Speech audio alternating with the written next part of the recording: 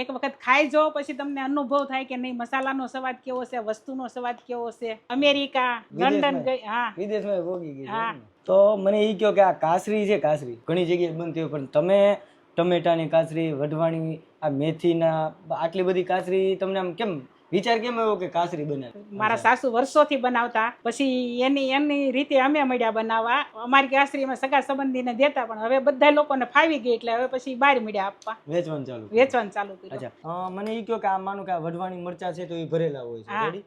પછી આ મરચા છે ભરેલા છે, ભીંડો ભરેલો છે, તો એ મસાલો આપણે કઈ રીતે હોય? એ અમારા ઘરે અમારે જાતે જ બનાવી છીએ. અને આ કાસરીનું પેકેટ તમે આપો તો એમાં મસાલો કેવું કઈ મસાલો ભેગો આપી છીએ. જે લોકો લઈ જાય તળે અને પછી ઉપર વેરી દે. કઈ કઈ કાસરી હોય છે આપણી ત્યાં? આપણે અહીંયા ટમેટાની કાચરી હોય છે, ભરેલ ભીંડાની હોય છે, નોર્મલ ભીંડાની હોય છે, વઢવાણી મરચાની હોય છે અને દેશી મરચાની, અને ડાયાબિટીસ વાળા હાટું મેથીની કાચરી. આ સિઝન પ્રમાણે બનાવી, પણ આખા વર્ષનું બનાવી રેગ્યુલર. મારી પસંદગી તો વઢવાણી મરચાની છે, અને મારા બેટા બહુ તીખા હોય હો. પણ મજા આવે ને. અને આપણે આ કેટલા ટાઈમથી વેચીએ છીએ?